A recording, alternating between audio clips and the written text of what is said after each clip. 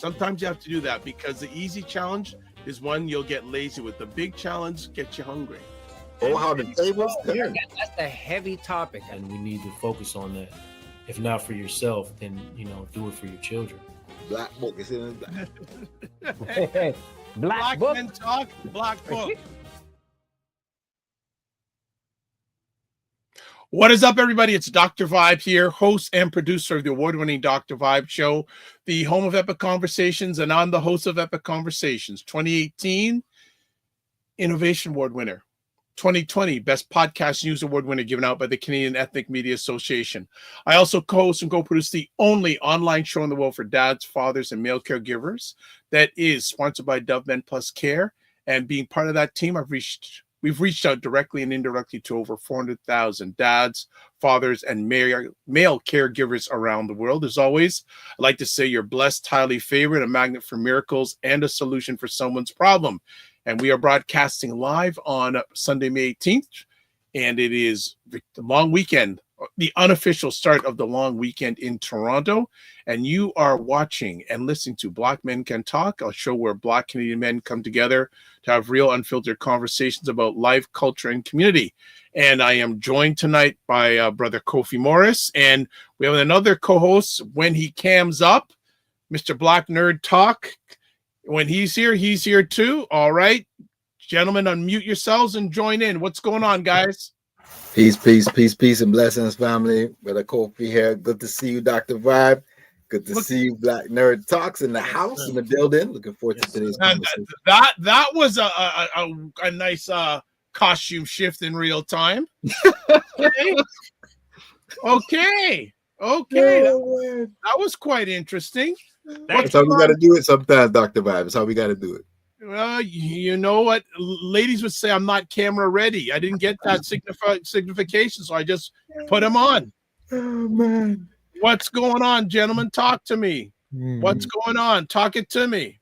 I just came a couple hours ago from Dr. Warren's barbershop talk. So this is the haircut from it. So great event. So yeah, back-to-back conversations with Black men, loving it. Okay, well, I got my haircut this morning in my shower. I went that route. What's going on, Brother Kofi? What's going on with you? I'm good, brother. I'm good. I got to clean. I had to clean myself up for the show today as well. You know what I mean? I had to do my own thing. Took off my camera by accident.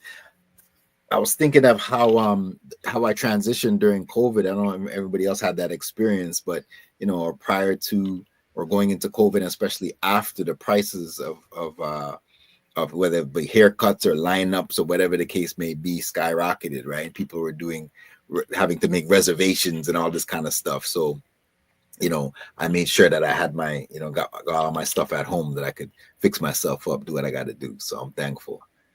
It reminds me, a number of years ago, I went to an event pre-COVID at Tropicana Community Center, and I met a gentleman at that time who launched it long before who had mobile barber services. I had not heard anyone, I'm sure during the COVID time, that business went crazy, but he was ahead of the curve. 100%. He was ahead of the curve, and actually I was at Tropicana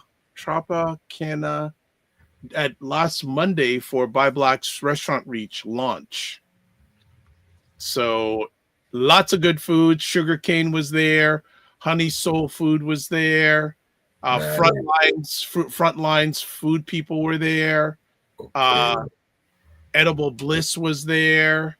There was if you're into alcohol, there were like 3 or 4 different liquor companies there. Joyce's Jamaican Food was there. And there were some people I hadn't seen in 5 or 6 years at that event. Beautiful. It was a really, really good event. What else is going on in your world, gentlemen? Talk it to me. I don't want to be doing all the chatting because I chat too much, people say. So they say. Okay, you know what? I'm going to give you an easy question. Give me one win that you've had since we last communicated with each other. Can be big or small. One win. Easy on the top of my head, which is what happened today. I got to meet Dr. Warren today in person. Like we've had a lot of like texting and back and forth and whatnot, but to finally it's always different when you meet someone in person, right? So meeting each other in person. And then I would also add this haircut. My wife was like, we need to start going. She was like, oh, let me see your hair. Whoa. Like she was losing it. So I would say maybe if anything, 2 wins. So she's in love with you again. She was like, no. She hasn't stopped. You should have stopped me on that, but she's in love with you. And, you can fall in love with it. You can fall in love again. So she's definitely a fan of Dr. Warren now. She's like, you need to go to these Black men barbershop talks. I like this. I was just like, oh, that's okay. Not the conversation, is the haircut. Okay. Oh, right. Well, she knew where you were. That's why she was saying that.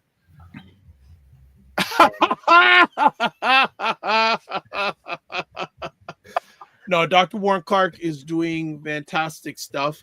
It always, though, makes me feel that there needs to be a coming together of all the organizations to have a powerful, I still see some silo stuff happening, but that's another conversation in itself. You go with what you got, and you just rock with it. So that's good. Brother Kofi, 1 win. Man, just one, just one, right? Anyone off your head? I'm gonna go with some of my some of the areas that have been hobbies at one point that have been developed, especially even during the isolation period. Early 2020. I got into more graphic arts and visual editing. So I've been able to utilize this in many different capacities. So I have a couple different projects I'm working on that are going to be launched. And one of them is my second book, Change Your Life from the Inside Out, Holistic Habit Success Guide, Volume 2. So I was working on the cover design for that book this week, and the progress, things are going well. So that's definitely a win. I'll be launching that this summer. So I'm looking forward to bringing that out. And people have been asking when is Volume 2 dropping. So stay tuned. It's coming out. It's on its way. Congratulations on book 2 coming soon. Conversation piece for you. How has the process been different for book 1 compared to book 2?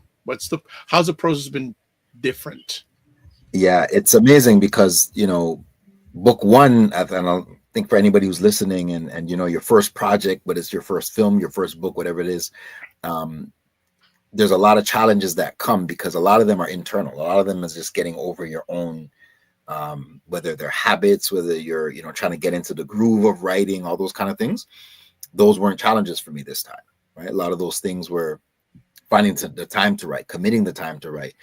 People ask me, like, how long did it take? How long does it take to write your book? And to be honest with you, for me, it was literally just committing to the time, sitting down, committing to the time of self and allowing what needed to come out. So now it just comes. I might wake up and something comes, and I take the time to at that point, sit in that and create that creative space. It's less of a challenge. There was times I tell people, like, sometimes when you're on the verge of something, that's when you get the most pushback. Yep. When you're on the verge of it, it's like they say, there's a story called, 3 Feet from Gold, Napoleon Hill, in his book. It's going to come back to me, but not to digress, but just to say that coming to the end of the writing of my book, that's when I had the most pushback, the most spiritual challenge, I'll call it. Times where I was falling asleep at my laptop and I wasn't even tired. For me, it's like knowing that you're just about almost there, and these challenges are coming because it's known that once you complete this thing, it has the capacity to affect how people think, affect how people function. It's a project that's going to change, as the book says, people's lives in a particular kind of way. And certain energies don't like that. Certain energies don't want that to happen. So I have to recognize and realize that you're being called to do something bigger than yourself. And the manner in which you have to go about that is sometimes it is an uphill battle. So I didn't have those challenges this time which I'm thankful for, but I also accept the fact that I've gotten over that hump. So it's no longer a part of, the current part of my journey anyway. Wonderful. Well, one of the things I was taught by one of my mentors a long time ago, and it's true, that most great things don't come without friction. 100%. You know, and it's part of the process. And the reason why the friction is there a lot of times is because you're being tested. As they say, there's no testimony without the test. Mm-hmm.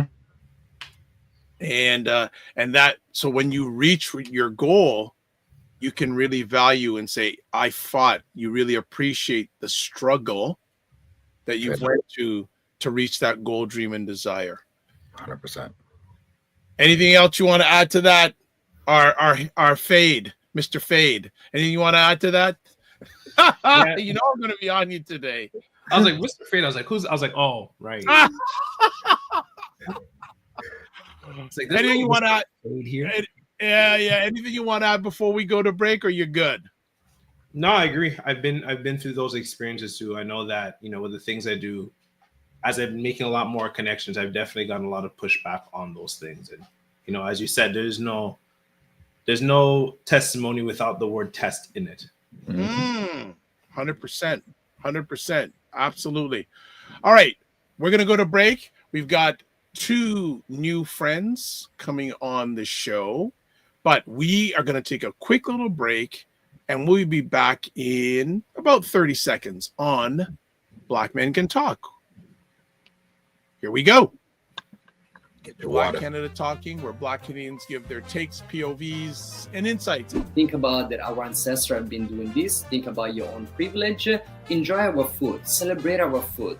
Oh yeah, that's because Black people do a lot of bad stuff. Can you believe this? I said, who taught you that? Many people would say culture, but you use spirit. Why do you use that word? I find this fascinating. Hearing him say that, it just really filled my heart. So thank you for sharing that. All right, that is Black Canada Talking, live Sunday afternoons at 5 p.m. Eastern, 2 p.m. Pacific, a little bit before this broadcast, and you can check out myself and Cesar Nadima Musa. We have epic conversations about what's going on locally, provincially, Canada-wise, internationally, from a Black Canadian male lens. Before we get our 2 new friends up, subscribe to the Dr. Vibe Show on YouTube and hit the notification button. Excuse me. Also, like the Dr. Vibe Show on Facebook, LinkedIn, and Instagram. Advertise your business, product, or service on any of the platforms that I'm a part of. Vibe at the DR, VIBESHOW.com, and also join the Black Men Can Talk Discord group. Email me at the same address I just gave a few moments ago. We have 2 gentlemen with us today, and I'm going to let Brother Kofi do the introductions. Okay. All right, Dr. Vibe, you put me on the spot. Well, you brought them, so I thought you'd be the best person to bring them on. Absolutely. So, oh man, it's been an amazing journey in meeting these brothers, man. I'll tell you, sometimes you never know where things are gonna go. Once you meet somebody on a journey, you never know where things may end up.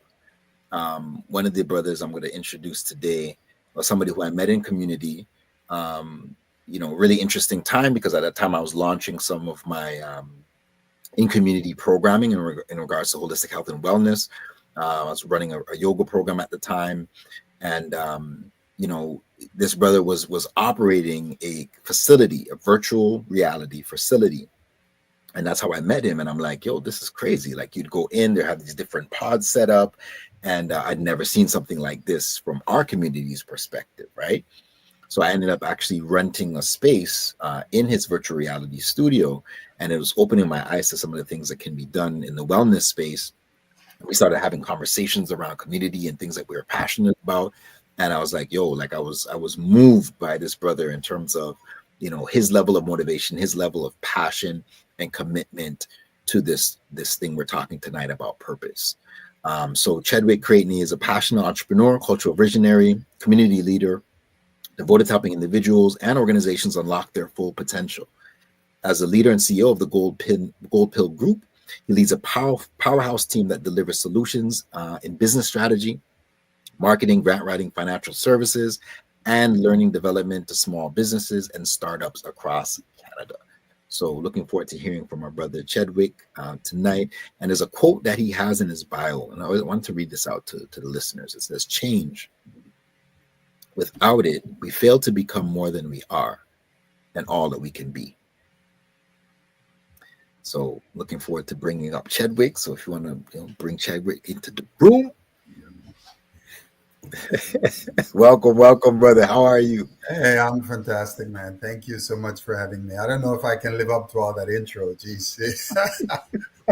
He didn't know. Brother, I'm more than confident you're going to live up to it. I didn't even get into some of the things you're going to be touching on tonight. So that's going to be a surprise for our listening audience. And the interesting thing is, in speaking to our second guest today, in the midst of having a conversation with him, I was describing Chedwick. I'm like, hey, like you guys are going to be on the show at the same time. And he was like, this sounds like this brother that I met, he was describing, but he couldn't actually remember the name. So as soon as I started to describe it, I'm like, that's the same guy.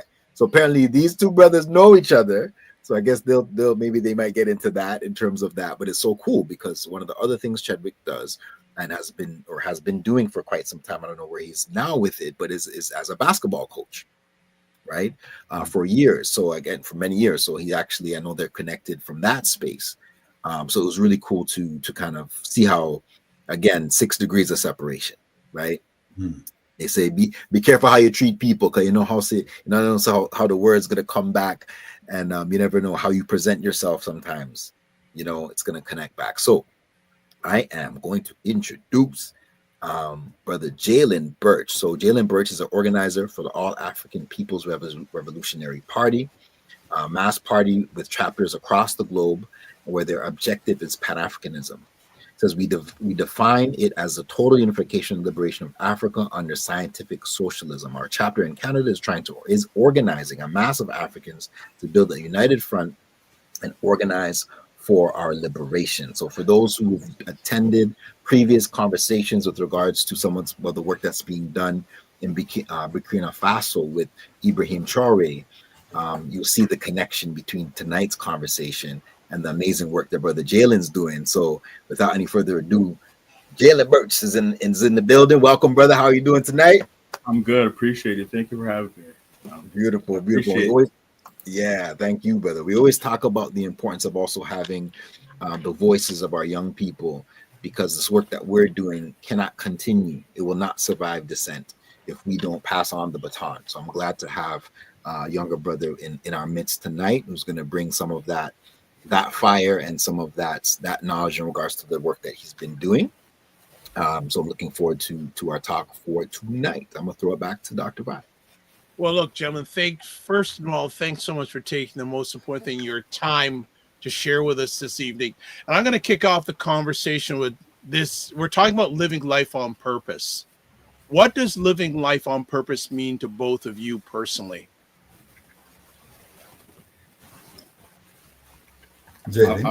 I'll go first. So, it's actually a very interesting question because, so I graduated from McMaster 2023, and I graduated in biotechnology. So, after graduation, it was kind of like trying to figure out, so what exactly I'm going to do, like how do I want to live my life going forward? You know what I mean? And during my time of study, in 2020, like a life-changing pandemic happened. And then during that pandemic, we basically seen a lynching of George Floyd during that pandemic. So that really changed my consciousness on how exactly I want to go through life, right? Like, do I just want to graduate, work, do whatever, or do I want to get into the movement and, trying to help Black people, or as we define the African people, throughout the globe and diaspora, right? So it was my purpose. I felt like I want to be able to basically use my skills in whatever I can to be able to help African or Black people across the globe.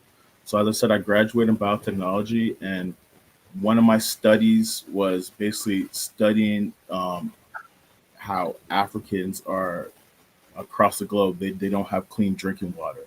Over 320 million Africans across the globe don't have free drinking water, right? So in biotechnology, we use these different bioreactors or these different industries or different technologies to try to actually clean drinking water, right? Because they don't have actually clean drinking water.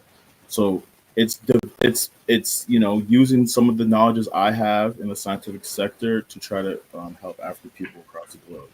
And the reason why I joined the All African People's Revolutionary Party is because it's important to have a mass organization attached to the ideas we want to push, right? So if we can organize, then we can win, and that's kind of the stuff I'm being taught and the stuff that I'm trying to teach other folks to try to organize so we can win, and everyone has a role in that organization. So that's kind of my purpose, and I'm still trying to build, but it seems like a large task, but it makes life fulfilling for sure.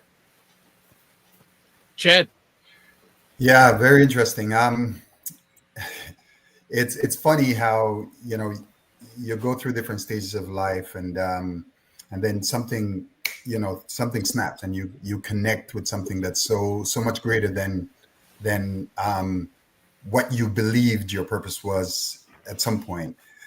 After I don't like to talk so much about that blip in our lives, that pandemic thing, but right after that happened, of course, it affected. Brother Kofi spoke a little bit about my previous venture, the virtual reality studio. We were a bit of ahead of the curve there in terms of what we were providing, and wanted to provide a safe space for everyone. But just before that, I had left a job I was at that job for several years. In 2016, I left, and I could have gotten back and worked another job because it's been 30 years in the corporate world. I had enough experience that I could get a job just about, selected place. But then something clicked inside of me that I wanted to. I realized I couldn't leave the legacy of a job to my kids. And how do you move past, a constant work environment? How do you do that? So that's where I thought the entrepreneurial journey makes a lot more sense for me, and trying to connect to a purpose there. And while it was very fulfilling, because in essence, I feel whether that the business failed or succeeded it didn't really make a difference. What made a difference was setting an example for my sons, right? So it's for them to take on and conquer the fear of entrepreneurship or traveling that path of creating something of a legacy. So after that whole thing started, and then all of a sudden, we were closed due to that blip, I went to Africa. I went to Ghana on a project for an organization. And that's when my purpose kind of illuminated in my head and said, geez, that's what I'm here for. And then a series of things just started happening as a result of that, and just connected me so tightly to the continent that I just do everything in my power to bring that message and making sure that I continue on that path of where I'm called. Good stuff. I can always ask conversation pieces, but Iber or Brother Kofi, come on in, join the convo, please, and thank you.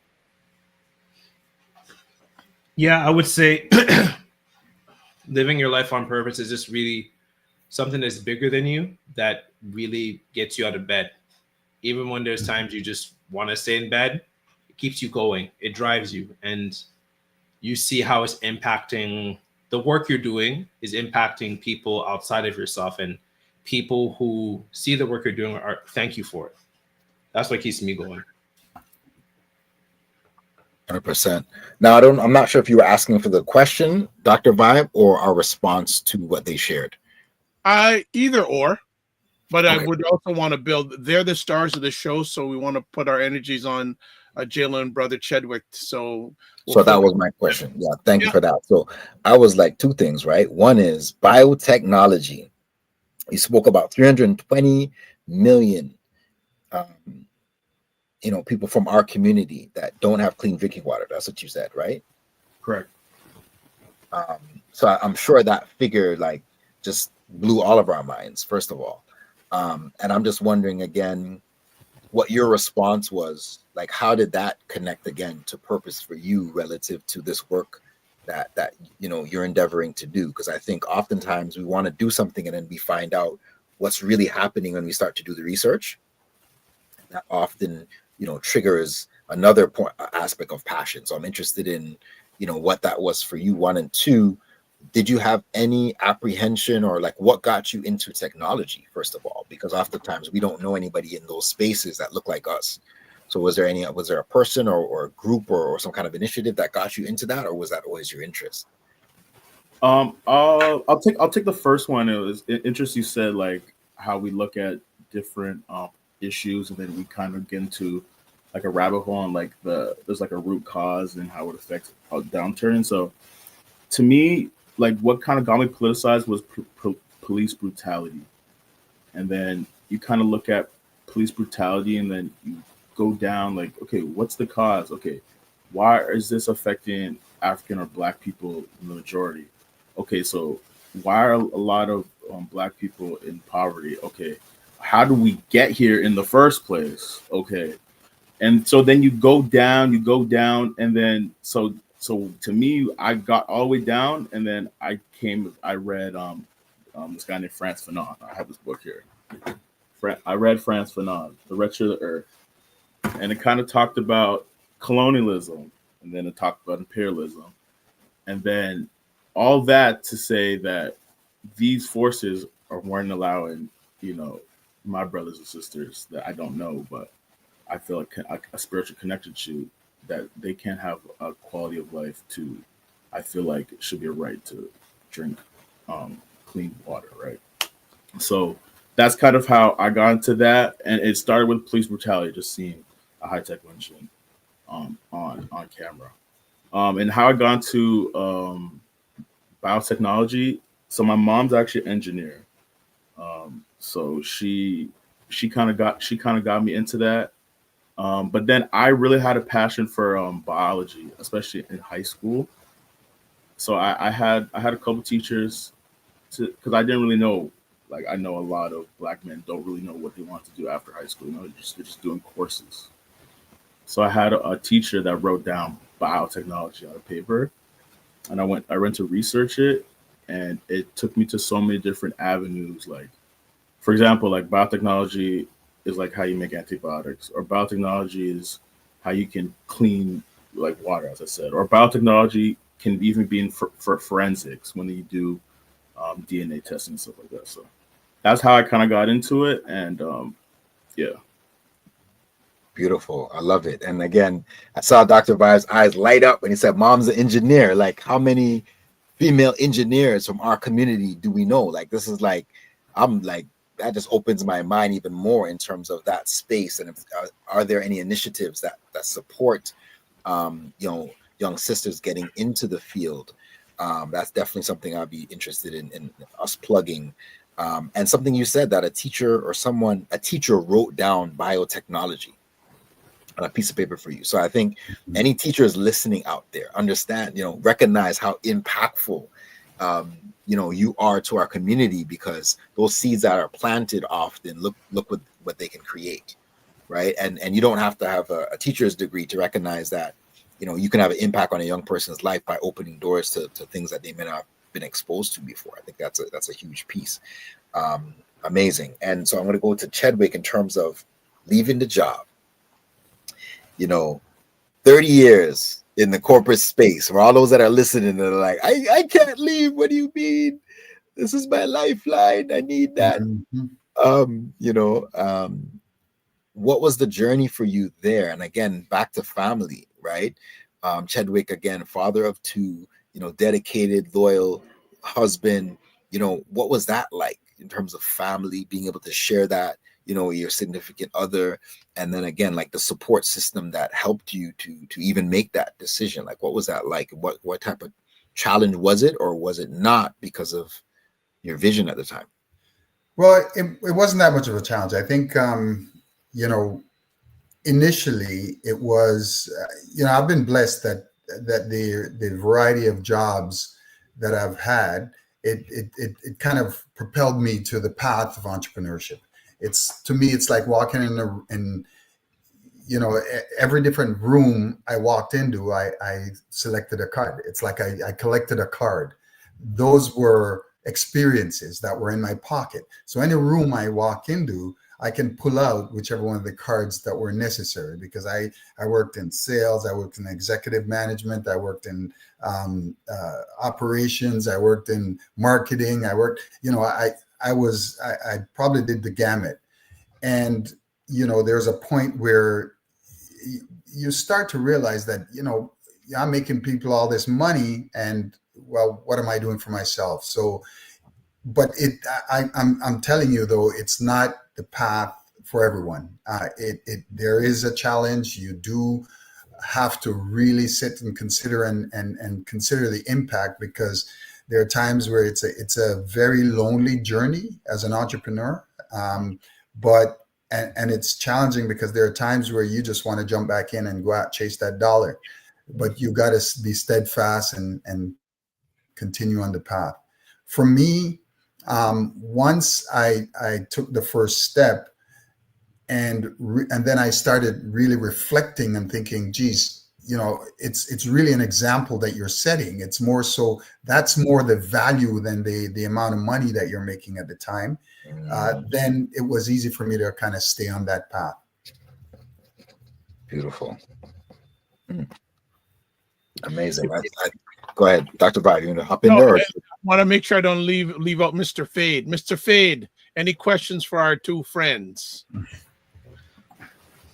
I have a lot of questions. So one is, because I know Chedwick, you have like a virtual space hub. I wanted to know more about what exactly that is. So what we did, as Kofi so eloquently put, that it was me and my two sons, and we thought, okay, they're very clever, creative types, and we thought about how can we look a little bit further out and bring something to the table that's really new, dynamic, and especially needed in our community, because technology, of course, is a piece that I think that we should jump on immediately, right? So through, talking to them, I said, are you guys prepared for this? And, I was going to do the best as I can to coach and to help to guide them through the path of entrepreneurship. So that's how we kind of got. Now the space itself, there were 12 booths. People could come in and have an experience, put on the virtual reality equipment, have a virtual experience of what's happening in the world. Now, some of it was extremely vivid, but there's so many more uses to it than just, most people, when they hear virtual reality, they think just gaming, but there was so much more to it. The virtual reality now, of course, is being utilized in so many different capacities. I mean, for mental health, it's being used for PTSD help. It's used for people with, dementia. It's helping to help not restore their memory, but it's helping them in terms of calming them down and getting on that path where there's something that they recognize, and slowly but surely it's assisting. And one of the great things about virtual reality is not only what it brings to you, but it's also was a challenge, because how do you box where your path should be? And that was part of the challenge then, because of the fact that it's such an open, it's such a variety of things that you could do with it. But like I said, most people that were coming in were using it for either gaming or just using that great experience. Now, in and around that, we had additional space in the studio, because it was a big studio.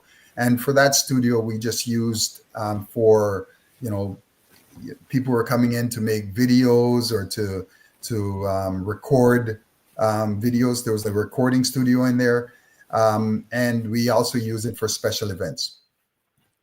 So it was a kind of multi-purpose type facility. Okay. That was very informative. I also too, maybe because I am a gamer. So I think when I think of virtual reality, I do think of gaming. But yeah, I'd actually love to see more, because beyond gaming and like what is it called? Metaverse? Mm-hmm. Metaverse. I don't know. I really, as you're talking, I'm like, it makes me realize I don't know very much about virtual reality at all, Mm-hmm. and its capabilities. Right. I'm going to jump in here and just do a reset here. We are on Black Men Can Talk. We're speaking with Chedwick and Jalen about living life on purpose. Just want to shout out, he always is here. Frequency Event Promotion says, good day. You got a smart panel online right now. We always have smart people online, by the way. Good evening, panelists and Dr. Vibe. I want to jump in with a conversation piece here, getting back to the living life on purpose. I want to go to Jalen first and Chedwick, this conversation piece. How has your identity as a Black man influenced your life's purpose? It's a big question. Well, once in a while I have a good one, so I thought I'd pull one out today. Yeah, that's a big question. It's interesting. I think I was reflecting on this yesterday because I was with a bunch of like my comrades and stuff like that. But I feel like my parents have done a pretty good job of giving me the context of living as a Black person, or a Black man specifically, in North America, in the belly of the beast right beside the United States. Giving me the context of the history that came before me, of understanding, because for my dad's from Jamaica, my mom's from Trinidad, and understanding how my ancestors got to those different islands and why my grandparents came over here, and really building a grounding of Black people around me, having Black people from my family and friends, and being in a community surrounded by Black people, because sometimes when you delve outside those communities, you see how things can be siloed, and how things can sometimes maybe there's discrimination on purpose, or discrimination by happenstance, right? So you always coming back to your roots, coming back to your community, and building with them, and then also seeing how there's been specific policies towards African or Black people, especially immigrants within our community, and seeing how that affects us, right? So, and then also to on top of that, sometimes being targeted by the police as a Black man, just walking around thinking that you're a troublemaker, thinking, because I'm also a bigger guy, so sometimes that can be perceived as a threat as well.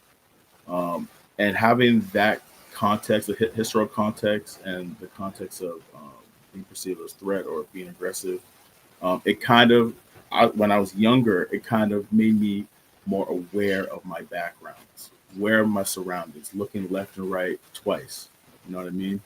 Because you understand that, and you're trying to move forward in your life, but also have a 360 view perspective of everyone around you. So I think that's kind of how I look back at that. So, Dr. Vibe, your question is, how has it affected? Yeah. How has your identity as a Black man influenced your life's purpose? Okay. All right.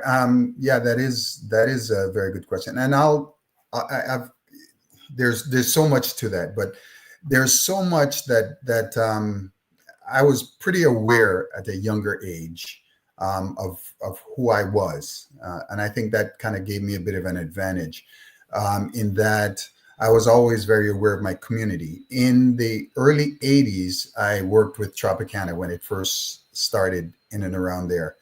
And Tropicana, there was executive director at that time was a guy named Barry Thomas.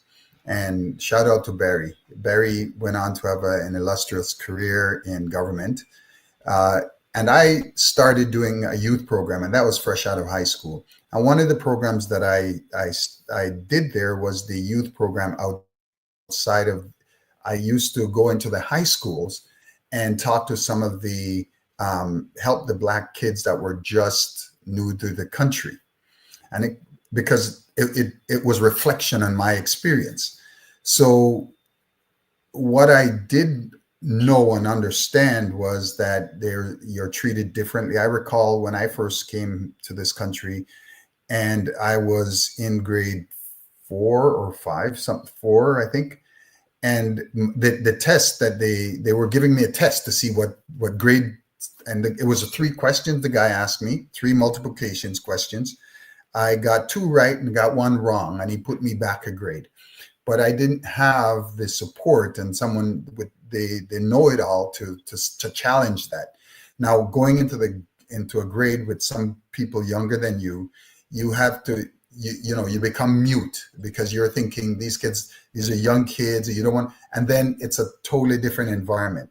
So for me, that gave me awareness early.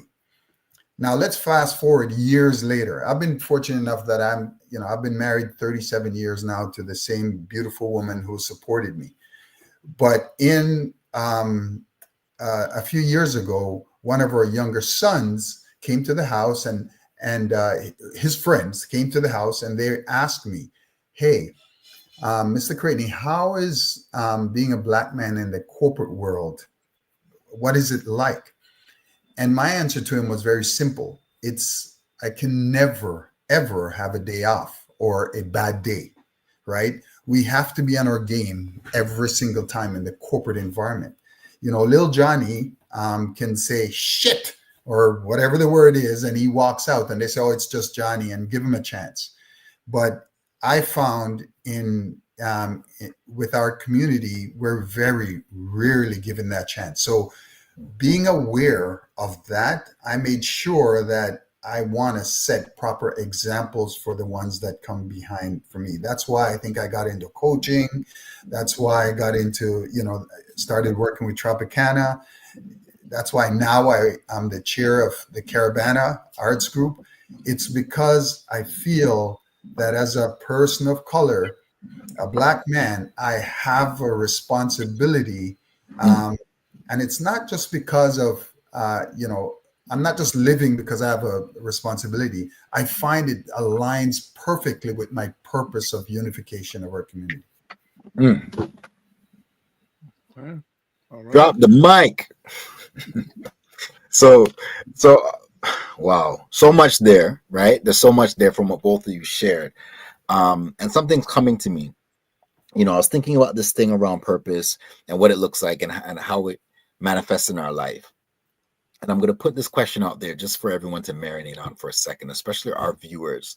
When I was doing some research on tonight's show, and I thought of, what would it look like if we broke this down into a couple steps? And one of the things had to do with identity, which is what we're talking about now.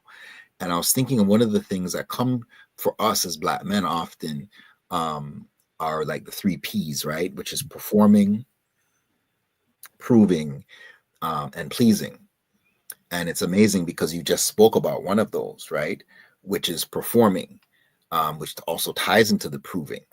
But the question I want to ask is, when we tie into identity and asking the question, who am I? We can also ask, who am I when I'm not doing those 3 things? Who am I when I'm not proving, when I'm not pleasing, right? And I'm not performing, right? Who is that person? How am I showing up? You spoke about being married, being a husband for 34 years. That's a part of your identity. That shapes in some ways how you show up in these corporate spaces. The support that unit that that you have at home empowers you, provides a certain level of confidence and esteem and all these things. And, just recognizing, what does it mean when we're not doing those 3 things? And for the viewers that are tuning in now, we'd love to hear from you as well. How would you answer that question?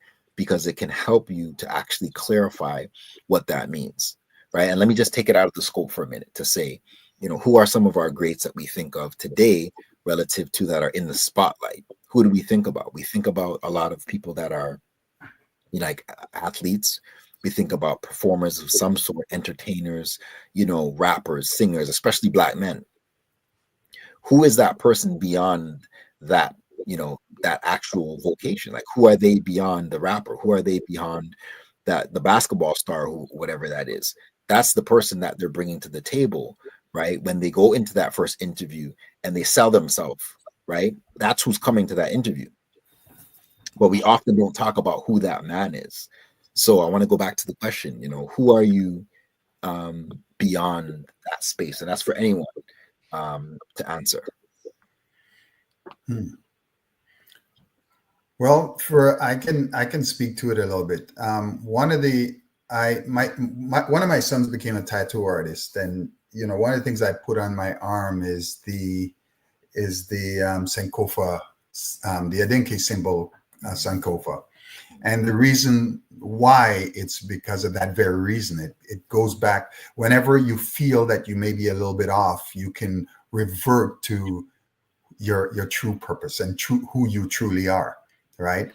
What I found, you know, there's so much to talk about in terms of my journey and how it's changed me over the last little while. My first trip to Africa. Once I landed, I instantly fell in love with every single Black person. Instantly. Not just because that's all within my vision, but because I now felt that I've returned to the point of origin. And that's why I use the symbol on my arm to always look down and say, who are you? How do you connect spiritually to your ancestors? How do you show up? How do you help people beyond just, as you say, the person you act to be? Do you have a calling? For me, it also made me change in terms of how I worship, right? We have so many churches, we have so many different religion, and without offending anyone, religion is something that I've completely casted out of my being. I am spiritually attached to the ancestors who've been there and who pulls me towards something greater.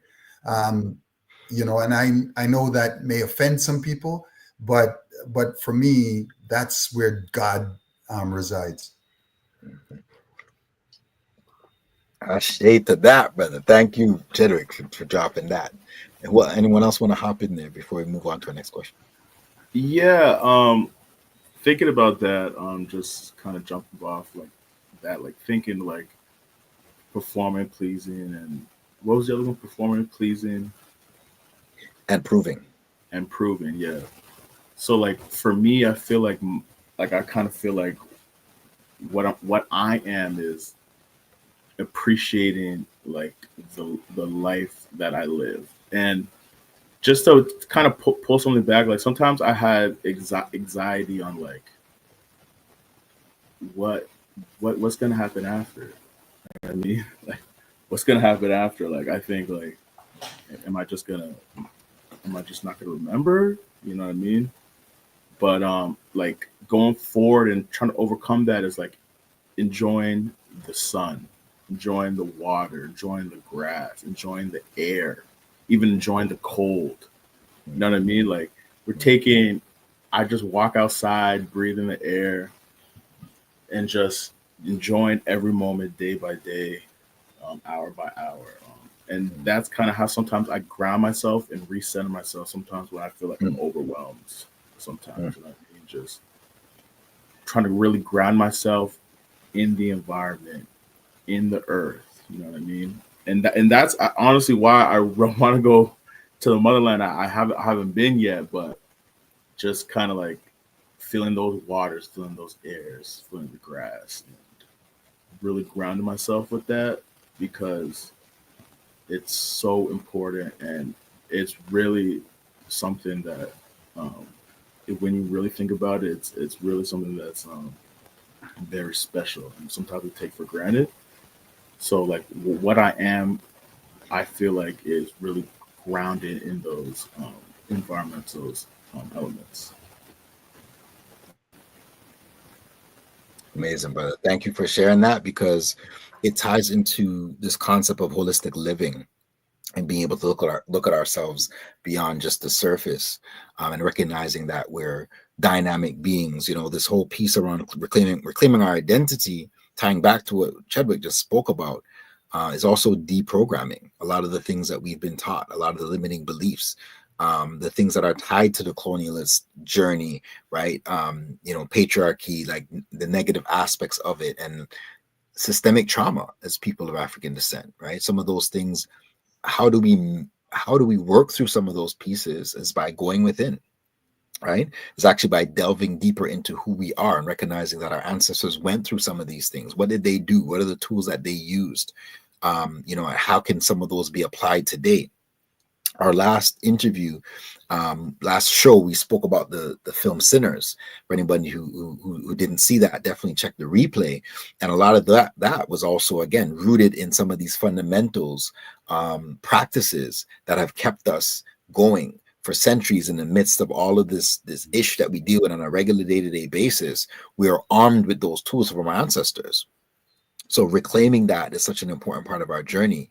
So I'm glad that we were able to, you know, recognize that importance of our history, our cultural roots, right, and tapping into this thing called ancestral wisdom. You know, before we, you know, get deeper, there's two things I want to make sure we touch on. We don't have to do it now, but I'm just putting a pin in it. Is the trips, the tours that you're doing, Chedwick, and how you got into that and what that has meant for you, and the impact that you've seen with people who you've taken these journeys with, and to ensure that, Jalen, that you get to speak about the work that's being done with the party, and what that looks like. So I'm just putting a pin in that so that we don't miss that. Bear, you'll keep me on point with regards to ensuring that we get to touch upon those things. But I'm going to throw it back to Dr. Vibe. Bear, I'm sure you have one or two conversation pieces. We've had you too quiet for too long, so please join in. Those three P's are very no pun intended, poignant. Performing, pleasing, and proving. I'll just share something I've been really thinking about as of late. Where I'm currently working is an all-black team in Regent Park, supervisor and manager, black men. And it's allowed me, I was having a conversation with one of my best friends. I was telling her, yeah, I don't really hang out with my coworkers. Like I get along really well with them, but so it's on like 3 different floors. I tend to be in the basement where all the gaming stuff happens. I'm the one who monitors the kids when it comes to the PlayStations and so on and so forth. And I'm like, yeah, I'll hang out with everybody. One of my new colleagues pointed out, I was like, you're very comfortable. You'll talk with everybody, and then you'll just leave for the rest of the day. You'll just like stay in the basement, or you'll just go outside and like on your break, you'll just go outside and read and eat your lunch by yourself. And I'm like, yeah. My friend, she was saying like, is this because of like your negative experience with colleagues? And I said, no, it's because like, this is the first place where I can just be. I don't have to hang out with everybody to prove I'm friendly or I'm to get along with, or to please everybody. I'm not having to, oh, did you see what I did with these young people? And no, they're like, oh, okay, we appreciate it, but it's not a quote unquote big deal. So I've just found on like, I am more, and a lot of people who get close to me, like they usually think I'm more of the social kind. I'm more of an ambivert and very comfortable just being alone, like being a loner. It's not like I don't like people, I'm very comfortable. And I've gotten me in trouble in the past, in past jobs where it's like, you're not hanging out with us. And I'm like, because you're not my friends. You're my colleagues. I don't want to hang out with you. I'm not being paid to hang out with you right now. So being in this space, I've just been reflecting on like,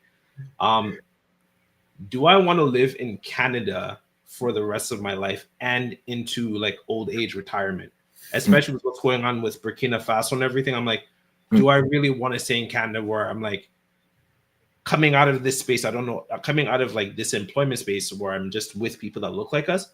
I can't see myself getting out of that and going back into, the more European, Eurocentric corporate world. Point taken.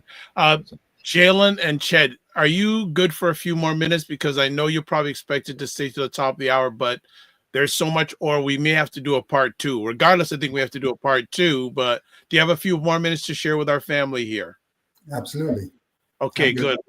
All right, love, we'll keep it going. So comments wise, Frequency Event Promotion says it's funny how society evolves.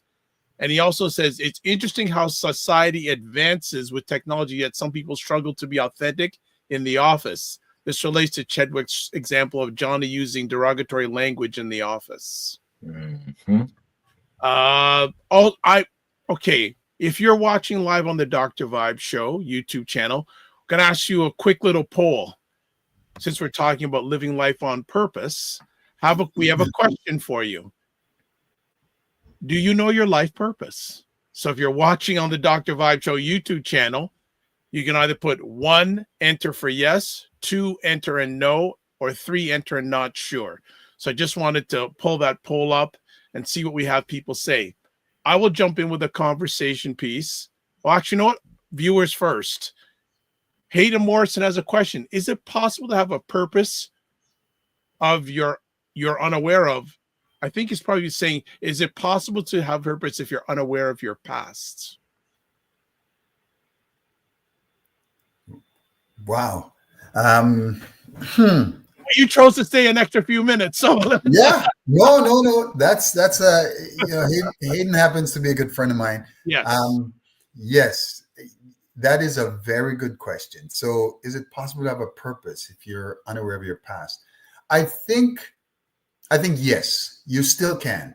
But I think what you're going to have to do a reset at some point, because until you know your true past, until you know where you come from, you're never going to be connected. And I think that's what happens. That's happened to a lot of people in our community. They don't take the time to actually study and understand our past. I can go into it a little bit with people that I know that refuses to even think about going to Africa. All they covet is to go to Europe.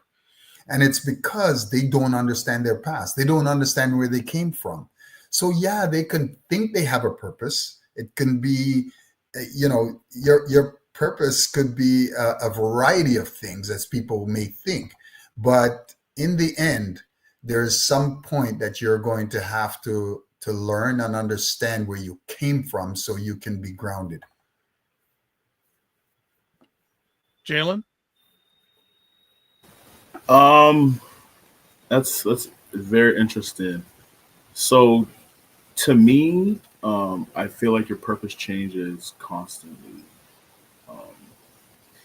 So in my opinion, your past is super important. Like, you want to understand your past, you want to know your past. So like, I see this question in two folds. Like, is it like you are basically trying to reach your purpose and you're not trying to understand your past, or you're trying to understand your past first, then reach your purpose? So it's kind of, there's kind of two trains of thoughts in that. But in my opinion, if you understand your past, then that can guide you where you want to go in your future. And I think it's also important, if you understand your past, you'll understand the communal aspect of our people. And I think that's super important. Like, sometimes trying to go in this individualistic mentality can get you very much in trouble. But if you come with a group of people, you come with a group of solid folks, you can do really revolutionary things. Okay, I'm going to jump in with a conversation piece here. How do you navigate expectations from family, community, and society while staying true to yourself? How do I navigate the expectations of family, community, while staying true to yourself? And society while staying true to yourself?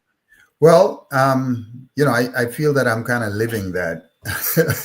You have certain responsibility to community. You have certain responsibility to the family. If you're truly centered and you're strong in terms of who you are. It goes back to knowing oneself and actually knowing your past. You know, let's just be quite honest. Our community is fragmented, and sometimes what I find is we're not very forgiving of our community. So sometimes, you know, people may not be, they may not yet have tuned into the frequency of who we truly are as people. And that causes a lot of the division. So what happens is they're following a path here, they're following a path there, and then, you know, you may collide at some point, and we're unforgiven. We're very unforgiving of our own people. So what I think, because for me, if you're representing your community, just like if you're a president, if I'm a president of an organization or of a country, I'm the president of everybody in that country, not just the ones that voted for me, not just the ones that like me. If I'm going to represent my community, I am going to represent it effectively and truthfully and 100%, right? Not just when it's convenient, or I'm not just going to cast those ones that aren't strong enough to connect yet. They'll come along later on. So I guess my reasoning and my understanding is that if you have a true purpose and you're following it, and it's community based, then all the other pieces will fall in line. You know, sometimes it's going to be harsh, in that you feel like you're leaving people behind, but you can pick them up later. It's one of those things where you say no man left behind. You have to show, if I'll give you an example, and it's a very difficult example, it's very personal. When I traveled last to Africa, I was offered a kingship of a community. Someone wanted me to stay there, go through the proceedings of being a king of the community, and help to build that community. So there, you know, it's not only what you call just an act, not just something that you go through. It's something very deep. I had to say no for the moment, because of course I have community here, I have family here, and I have all those other responsibilities. But I'm not going to stop. I said no for now. I feel that's part of my calling. I feel that's part of my responsibility. And I'm just getting everything in line to be able to do that. And it goes back to what my brother says, is that I don't see myself living here forever. I am not connected to this earth, to this piece of land here that we're currently on. I am connected to something in which the ancestors have called me.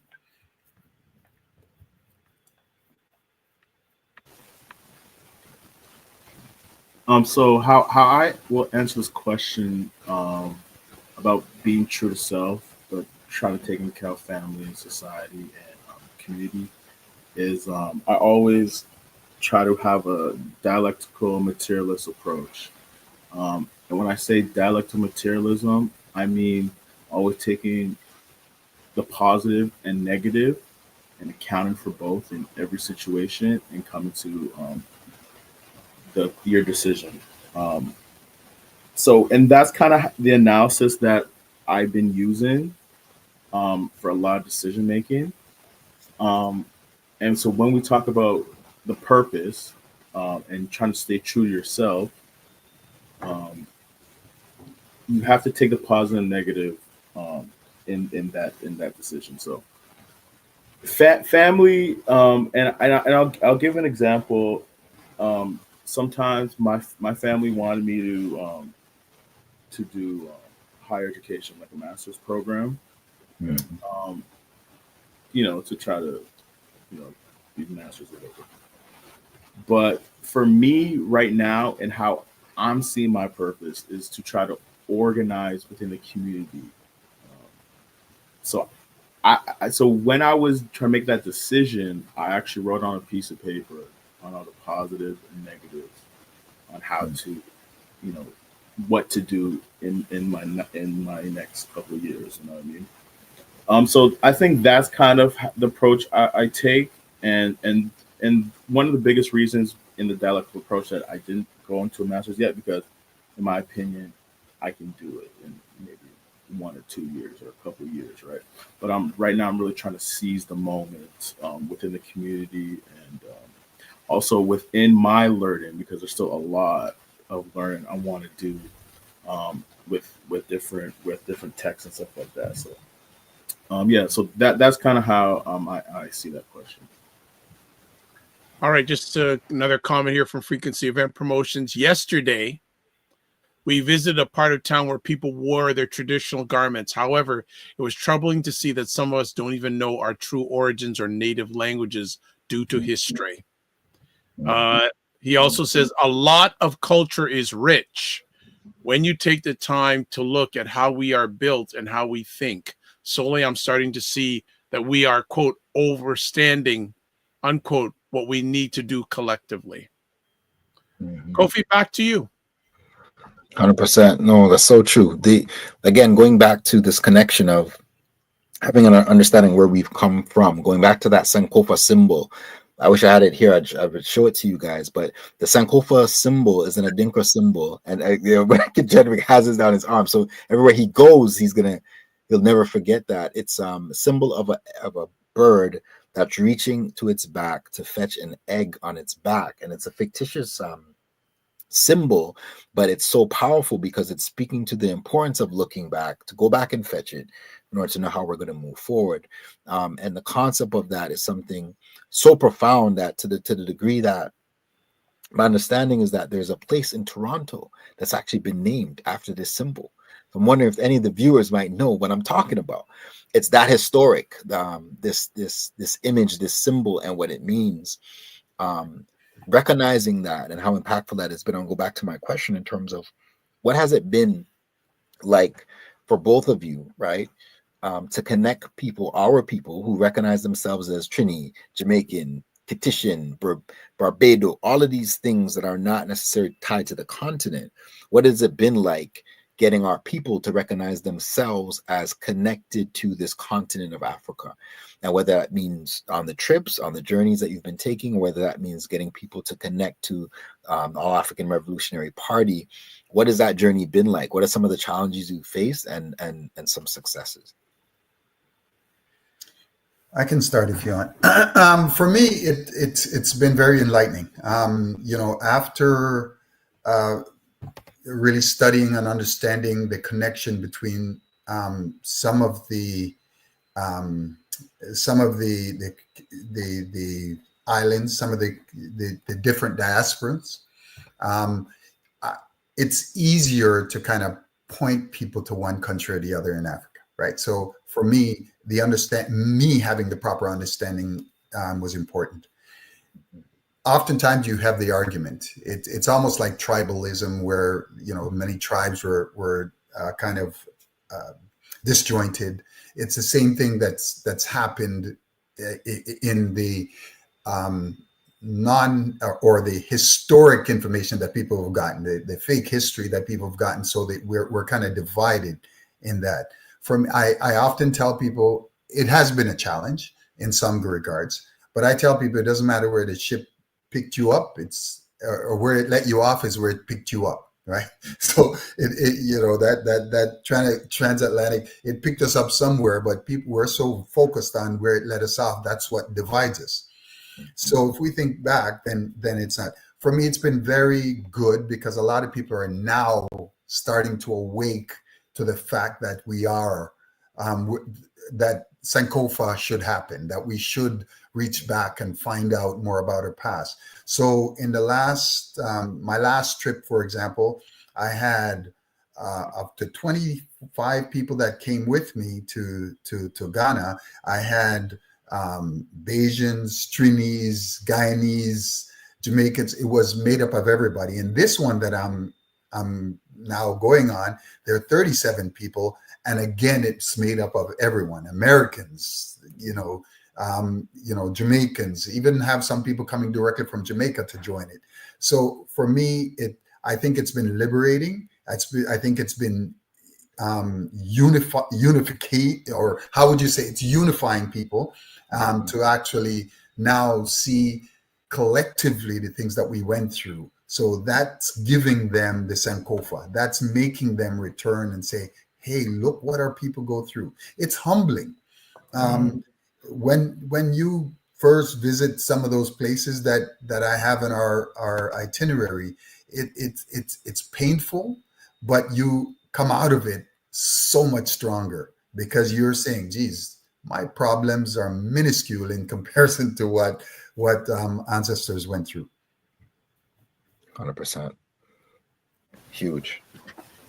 Yeah, so it's been a very interesting experience for me organizing within the party, because our party line is we are all Africans, right? So if I go to someone that's from the islands to say we're Africans, like, no, I'm from Barbados, or I'm from Jamaica, I'm Jamaican, blah blah blah.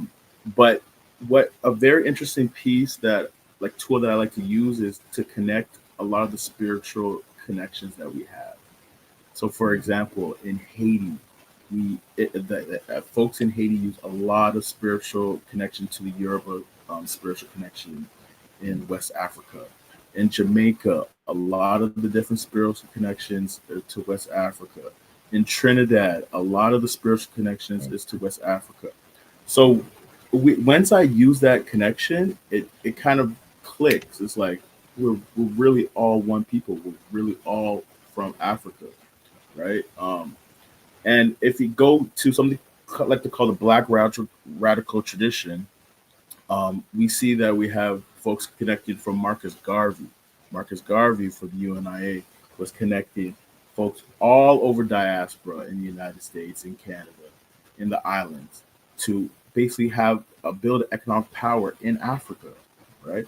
We also have Malcolm X, who learned from Marcus Garvey, who was able to, have this consciousness of Pan-Africans with folks in America. Then you have Kwame Nkrumah, talk about Pan-Africanism in Ghana. And then you have Sekou Touré, who talk about Pan-Africanism in Guinea-Conakry. And it all connects. All of us connect. We have a spiritual connection. If you even look at our connection with our food, we all have a version of everyone diaspora of rice and chicken, rice and peas. You know what I mean? We all have a connection to carnival. If you look carnival throughout the diaspora in different islands, if you look at Brazil, and then you look at Trinidad, you look at Barbados, you look at the Bahamas, right? And if you see all that connection, that's not just by chance. That's not just by happenstance. You know what I mean? That's the connection of all African people.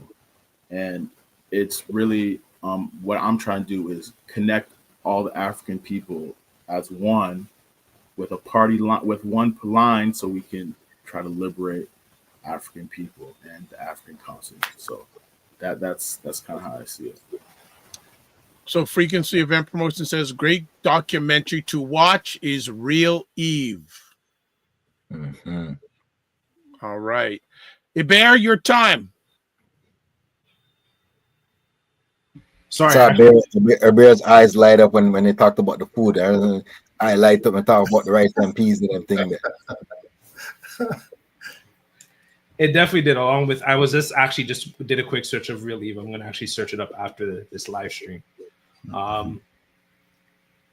It makes me think of, Jalen, was it?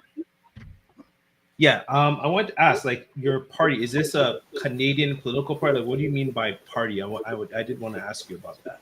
Yeah, so the All African People's Revolutionary Party was called for by Kwame Nkrumah, who was the first democratically elected president in Ghana. So the All African People's Revolutionary is an international party, and we just have one chapter in Canada. We're trying to build that, but there's multiple chapters in the United States.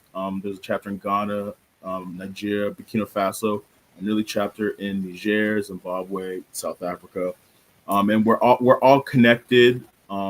And we're pushing for the unification and liberation of Africa. And on that note, how do folks get involved? How can people? Is there social media? Is there a way? What's the best way for people to connect to the group? So we have Instagram, AAPRP Canada. and also the website, aaprpinternational.org. Also, if you would like a direct connection on email, there's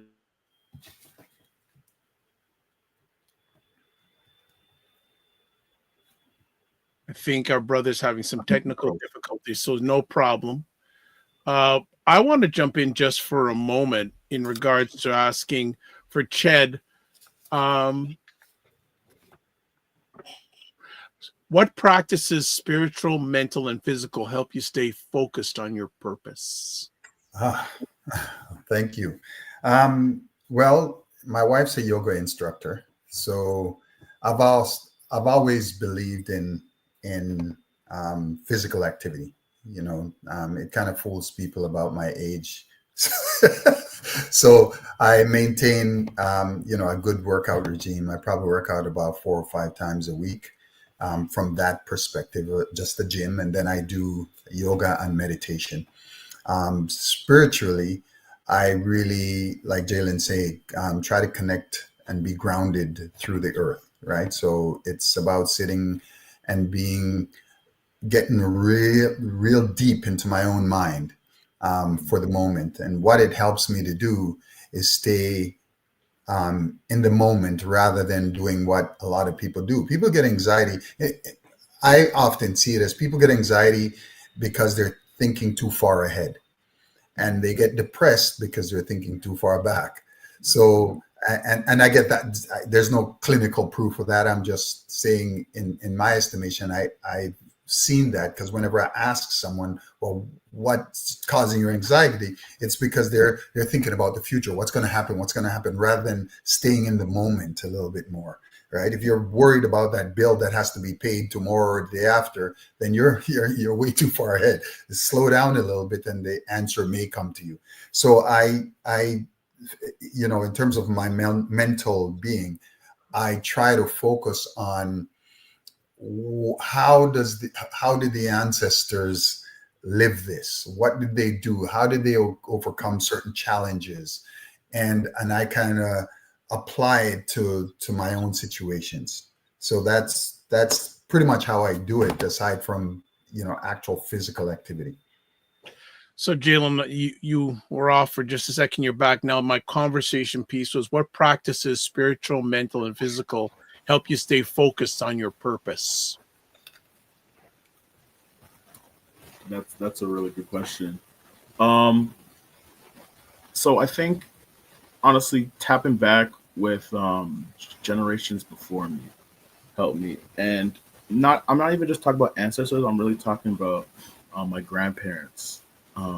Both my grandparents grew up in Trinidad, and tapping with them spiritually really helped, really ground me within my purpose, right? Kind of talk about, because it's not too far from Jim Crow laws or an anti-colonial struggle for them, and really tapping into like how they were able to spiritually overcome that, because there's different spiritual practices that don't get written down because they burnt all their books.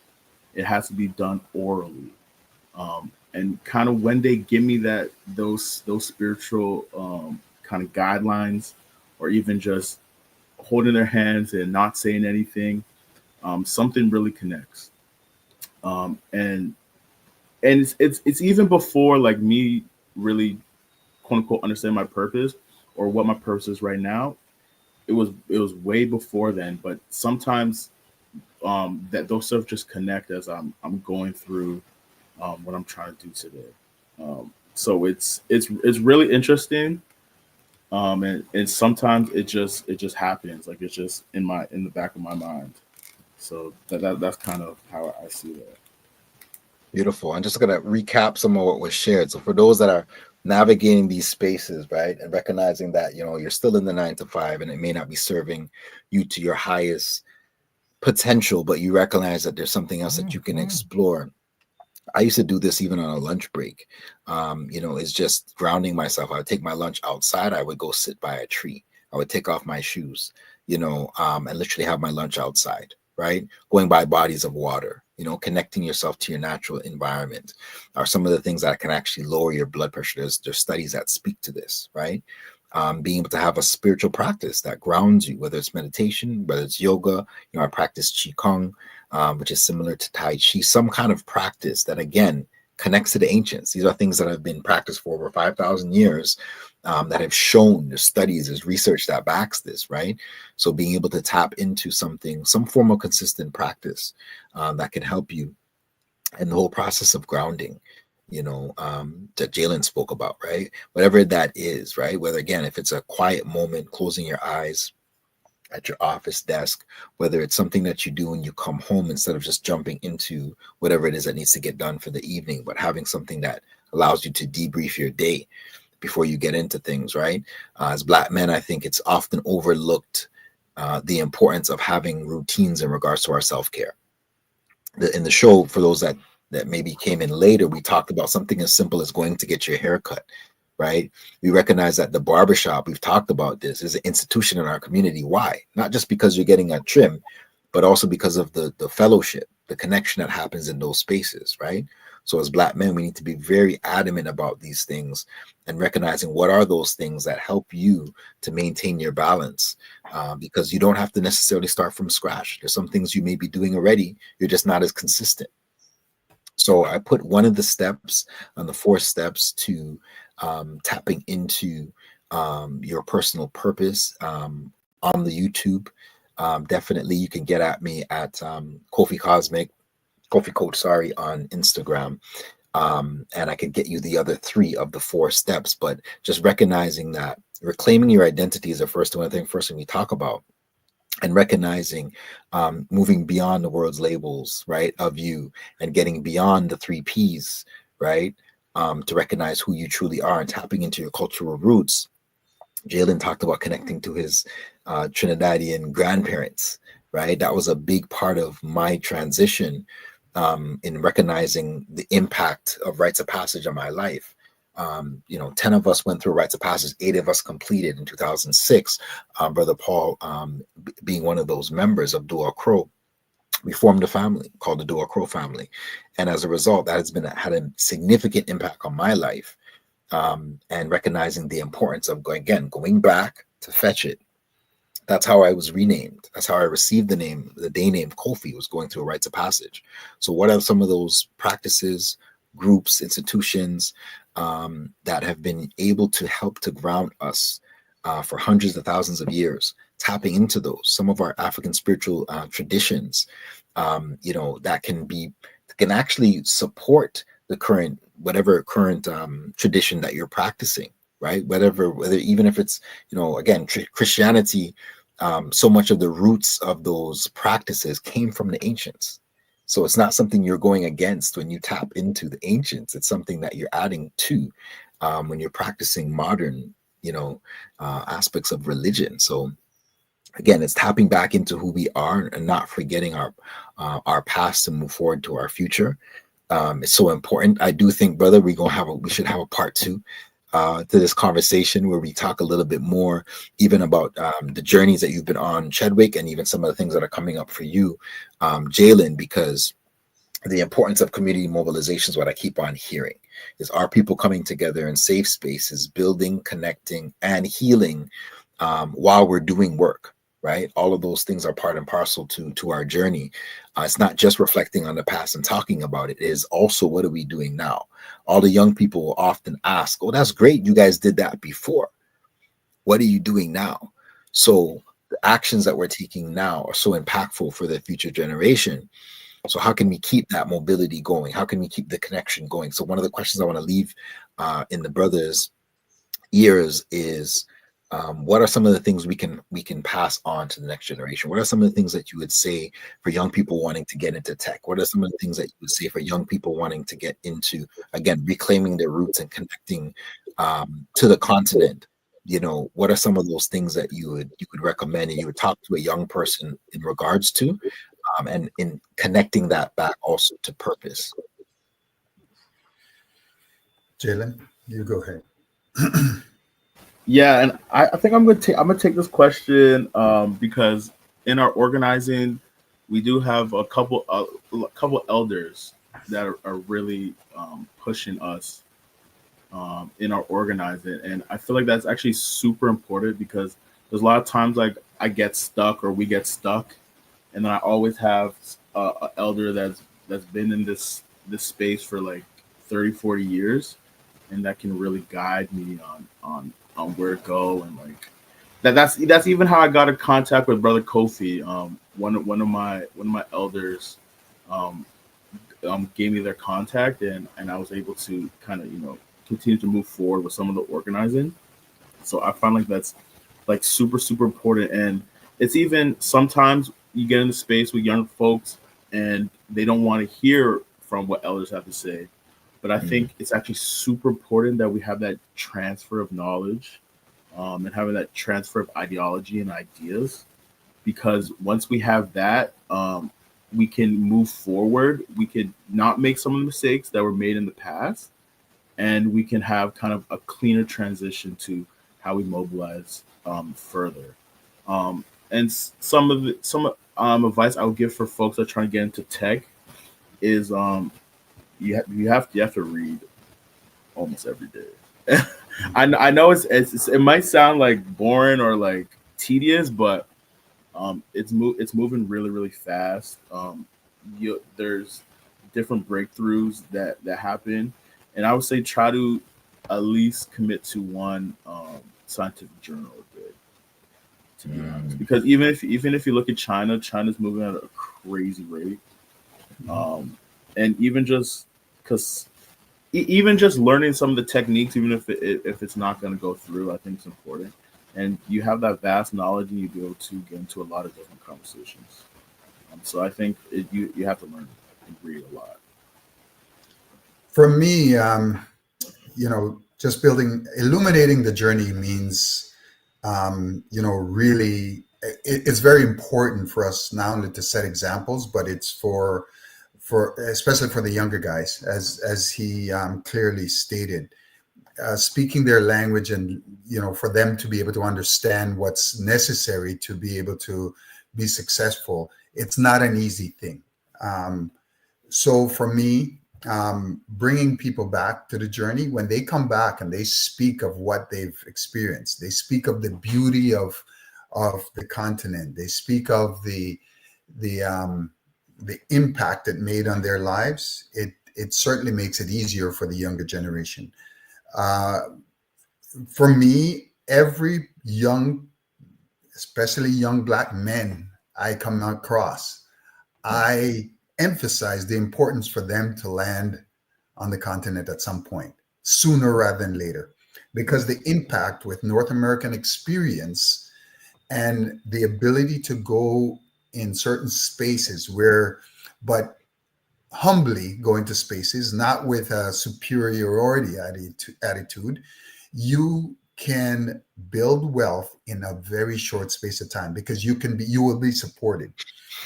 I don't think people should fall into the trap where they're listening to things on YouTube or whatever, and people are telling them, well, they don't like us, that kind of thing. That's another division that's happening. What people have to do, they got to go and live it and feel it themselves. I had one brother that said, I don't want to go to Africa. Them people, they don't like us. They think we're weak because we're from the Caribbean. And I said to him, look, okay, so what, he must have had a run-in with a couple of guys a few years back. So based on that, 3, 4, even if it's 10 people that he had, a disagreement and they didn't like it. I'm just saying, even if it was 10, how many Canadian people must have pissed him off, right? And he's not leaving Canada. So you're isolating 54 countries because of an incident that you had with 2 or 3 people several years ago. You probably can't even remember what the incident was. So for me, it's about going and checking it out, see how you land and how you feel. After the first trip I brought people was 7.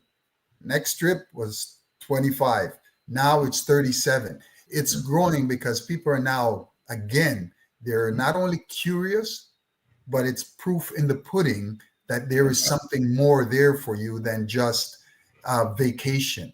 it's a great vacation because you see all the beauty of how the continent's growing, but you also taste the spirit of the people. Bear, any final words? Yeah, there's a couple points I wanted to say. I think it's also important. I see this conversation come up in terms of us like maintaining ourselves as Black men, especially within this North American context.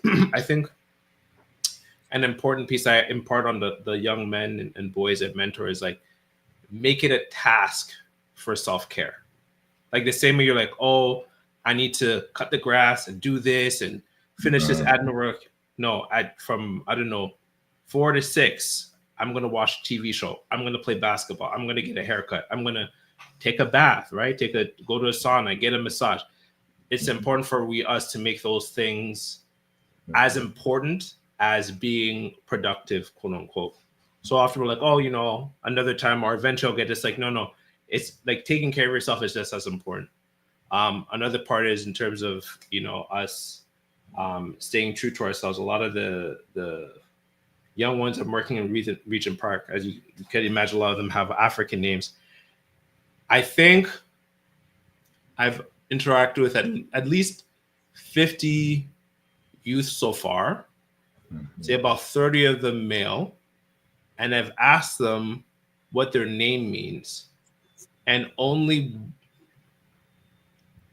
I think 2, one definitely knew what the meaning of his name, which is King. Another one, I asked him, I had to ask him, I think 3 different occasions for him to find out what his name means.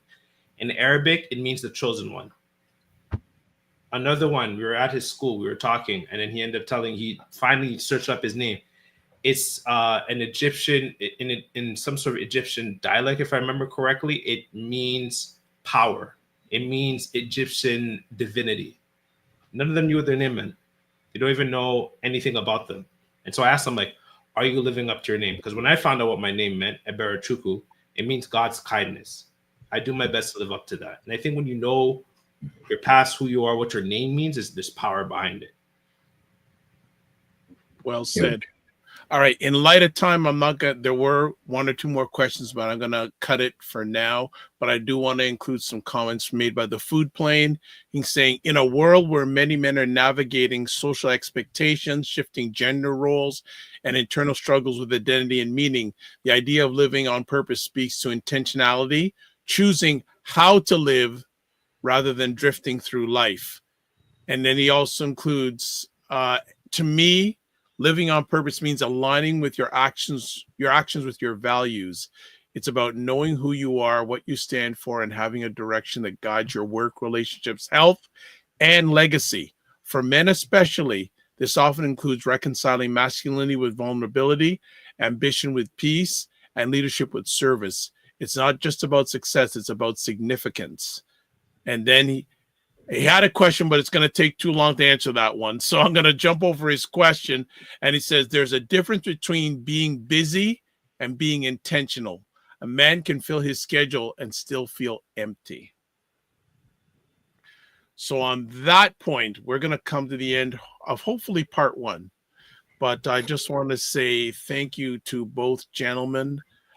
First of all, Jalen, any final words that you have in regards to this conversation?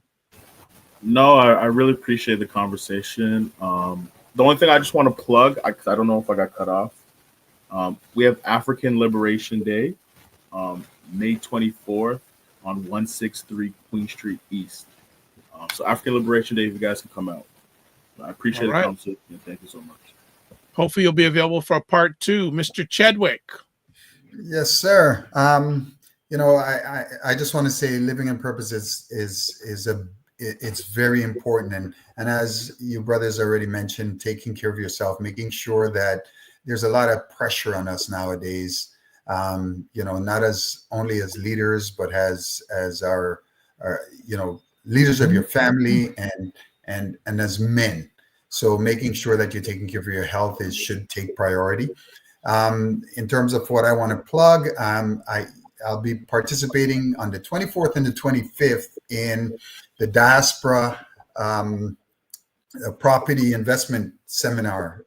It's a conference, a 2-day conference at the Delta Toronto Airport, and again at the International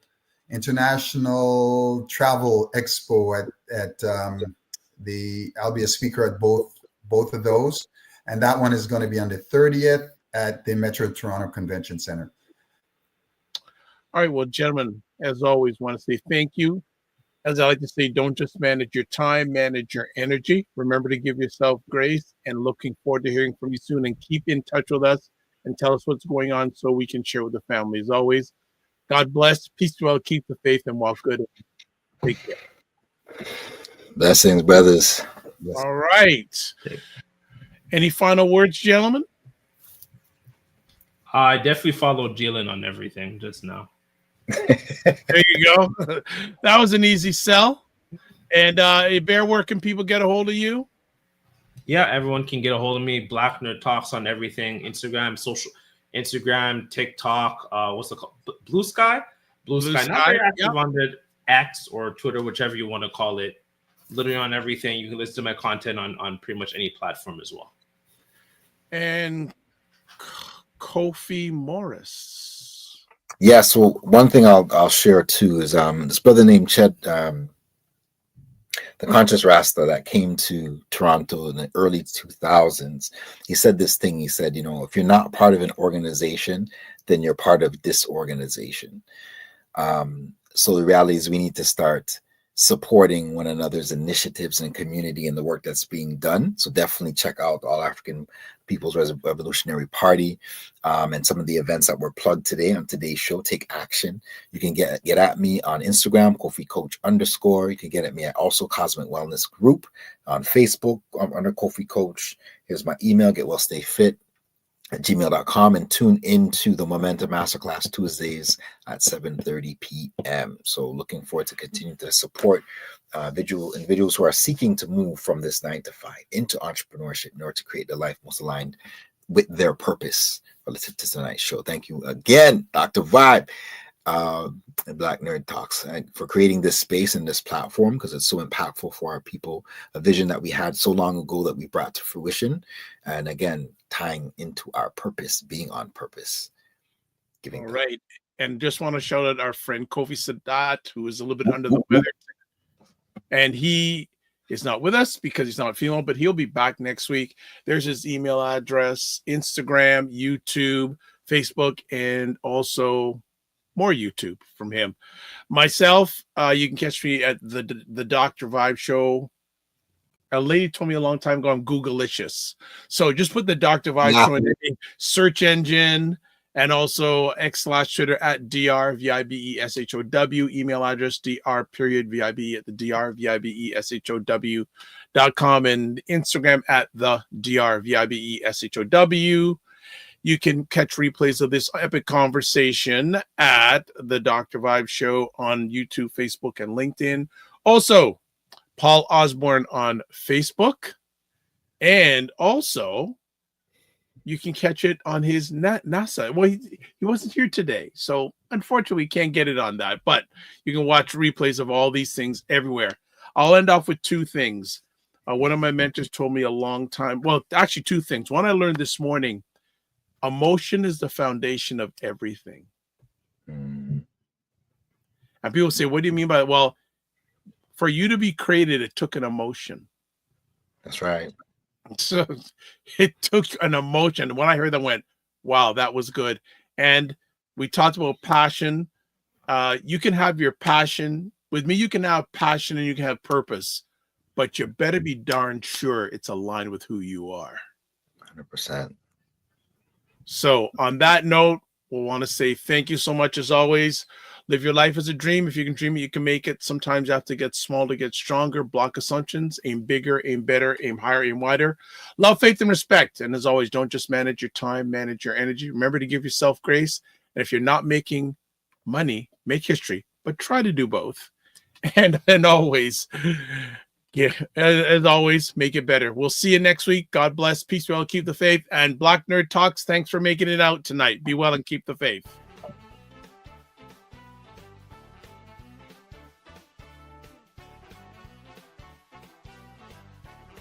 time with our parents.